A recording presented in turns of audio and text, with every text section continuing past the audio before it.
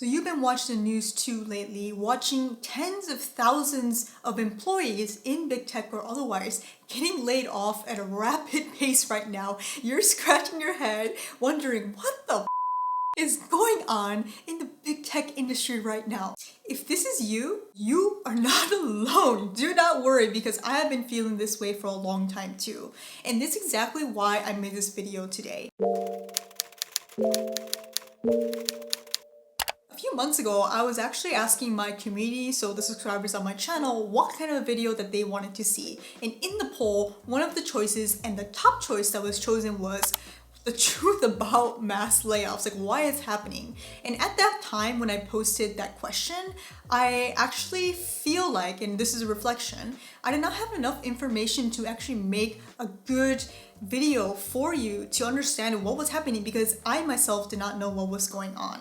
So therefore, here's this video. I know it's a little bit delayed, but I know this is something that's really important that's happening in your industry right now. So let's talk about it. This video is gonna basically give you a really short summary of two key pieces of information that I have found online, which I found to be particularly useful in understanding this current situation. The first one is an Atlantic article. I believe it's something along the lines of like why everything in tech is collapsing all at once. And then the second piece is by Wall Street Journal, and it's kind of like a video article explaining, again, like big tech and why these mass layoffs are happening. So as always, I will link those two pieces of information below in the description box.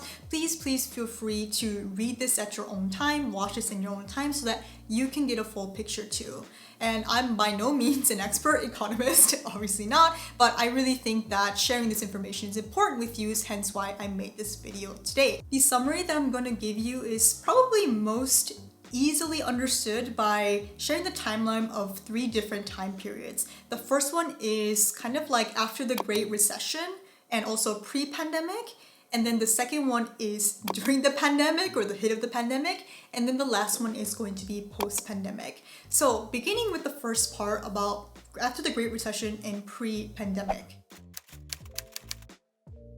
After the Great Recession and the economic downturn back then, obviously there was an era or a time period where there wasn't a lot of economic activity and things needed to get better. So one of the things that happened during this time was that the interest rates became really low, so that it encouraged people to borrow and spend more money, more, I wouldn't say leisurely, but at a faster pace as well as in bigger amounts. So in this time of low interest rates, people like venture capitalists basically started throwing money and invested in investments and software companies like the big FANG companies that had a little bit of a lower risk but very, very high potential reward, because that was the time when things were, rapidly changing on the internet, how consumer behaviors were becoming a little bit different, the phone usage for smartphones in general going high up. So it seemed like good businesses to basically invest in. During this time, and maybe specifically I'll try to add a graph here that Wall Street Journal used or made,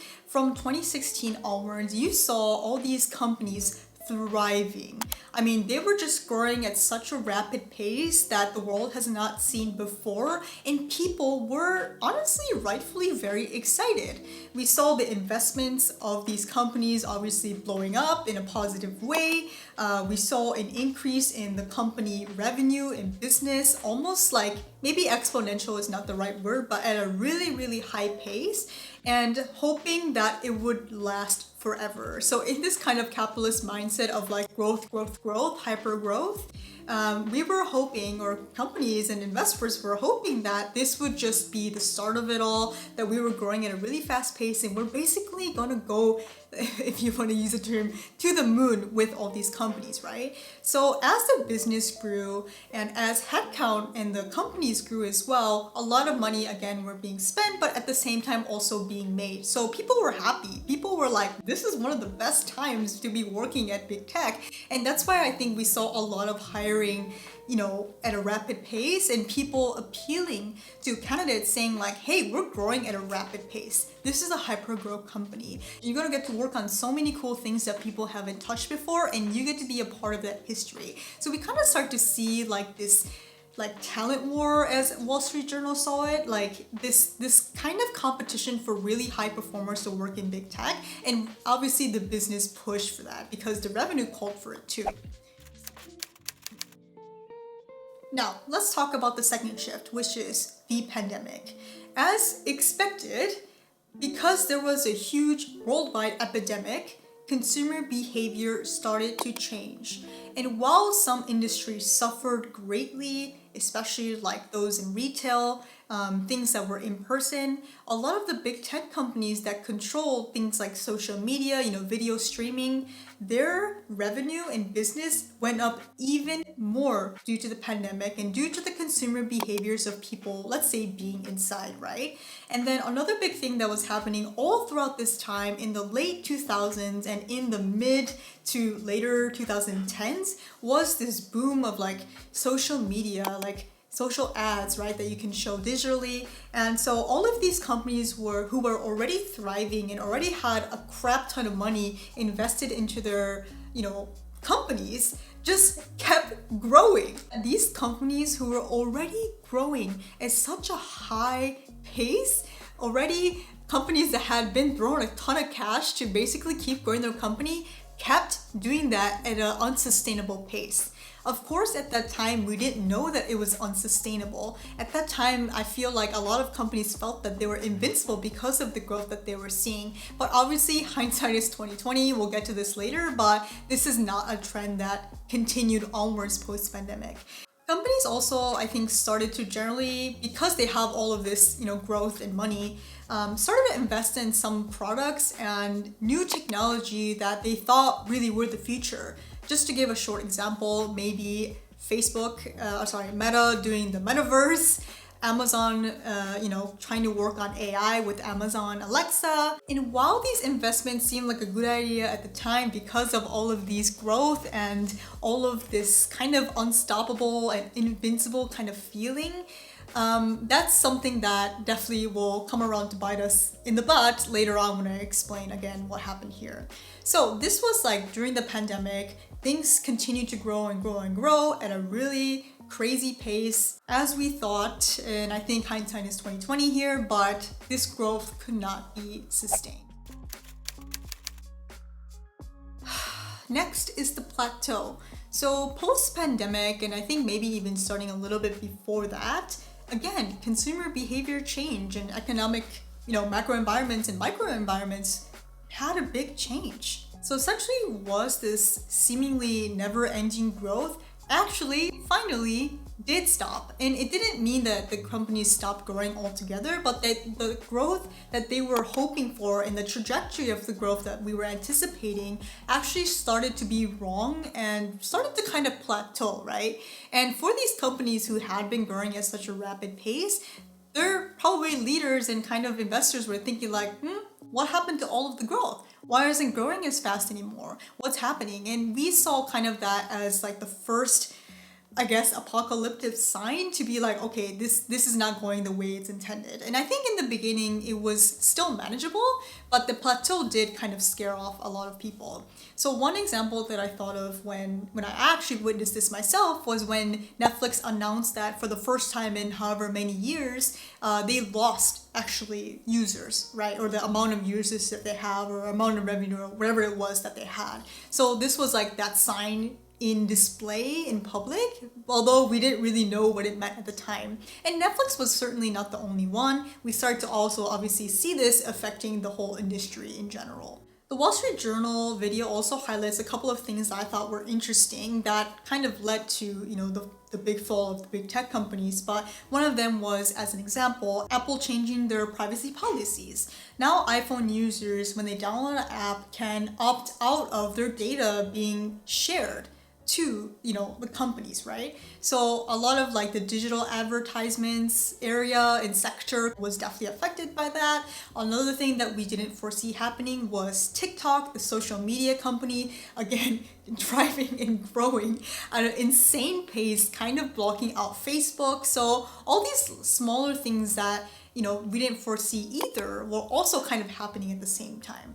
And now let's talk about some of the bigger things that are happening too right now. First and foremost is those risky investments or those kind of moonshot investments that these companies started to have. Because the companies have been plateauing and have not been growing at the rapid pace, that's when I think the layoffs really started to happen.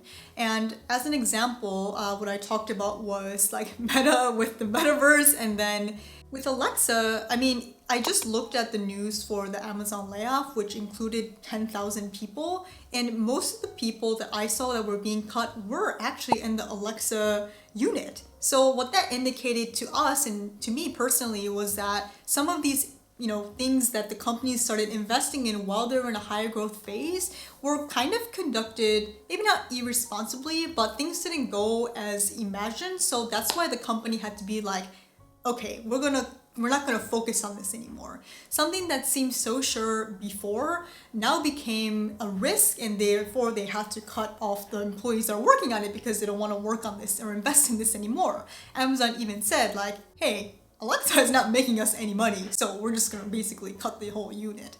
The second big thing that's happening right now is a threat of the economic downturn. I mean, all the CEOs, when they are asked why they laid off their employees, talk about it. They said, we are in almost in a recession, or we are in a threat of an economic downturn. That term is used quite ubiquitously right now, and that's something that I still don't truly understand like what that means and what that cryptic word is going to lead to in the future. So apologies, I don't have any information on that, but we do know that something else is going to happen. Like we do know that generally we're starting to see maybe a start to a recession. Don't quote me in that, I'm not sure, but basically we're starting to kind of see another kind of time period where growths for companies are going to start either plateauing or going down. The combination of all of these small things as well as the big things happening in our economy and the environment is basically what's causing the layoffs right now. And here's an interesting insight that I got from the Atlantic article, which is a direct quote from the author. The tech industry having a midlife crisis.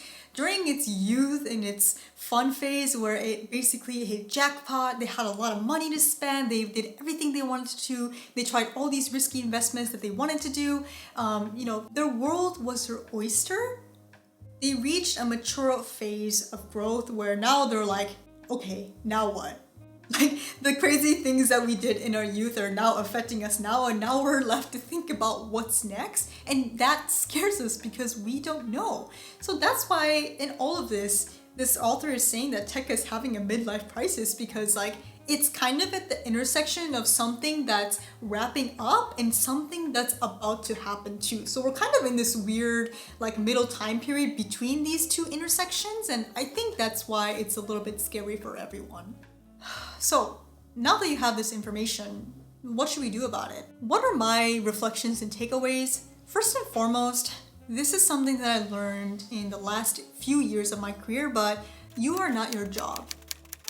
If you have been laid off by your job, first of all, I'm really sorry, because I personally have not been affected by a layoff, although my company has already done 2 rounds of layoffs and I'm surviving there. But to be completely transparent with you, I don't know how long I'm going to have my job either. I'm really hoping that I'll be able to stay with the company, but who knows what's going to happen. I'm kind of holding my breath here. But what I've learned and what I want to say to you who's watching this is that you are not your job. Your job does not define you. Your job does not define your worth as a human being. You can always quit from a job, but you can never quit being a parent or a son, a friend, a spouse, like those things that really matter in life, which is those relationships that we have with people and trying to continue living a healthy and happy life for ourselves. And I think it's now more important than ever to keep this in mind, because if we let our identity be defined by the work or the position that we have or the company that we work for, we will have nothing, because we have now learned that companies can take it away just like that from you. Try to spend some time thinking about yourself, like who do you want to be? What do you want to prioritize in life? And how do you want to be defined looking back? Because your job isn't going to be one of them, I guarantee it. Be wary of buzzwords. Now, of course, again, hindsight is 2020, and this is not something that we could have seen coming. But I remember as a candidate, people or recruiters kind of, selling you their companies that they work for as a hyper-growth company. Really high pace, it's really exciting.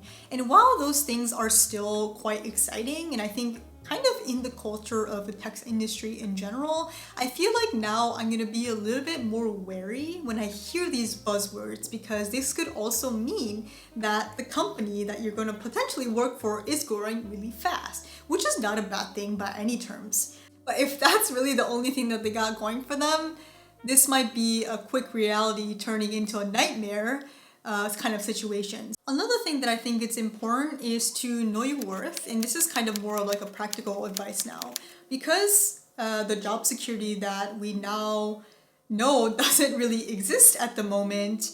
I think it's really important to be continuously interviewing, or at least continuously being curious about other opportunities that may be out there. This is not encouraging job hopping. This is not me telling you go look for another job right now, because that's the personal decision left up to you. But I do think it's kind of a healthy time to browse your options, not only to see what kind of job would be good for you in the future, but also getting to know your worth. If you're consistently interviewing with other companies and coming with other offers from them, you kind of get to see the job market, how much you're getting paid right now versus how much money you could be being paid. And I think at this kind of ambiguous time, that's really valuable information to have. God forbid something happened to your job or you got laid off in an instant, like most people have.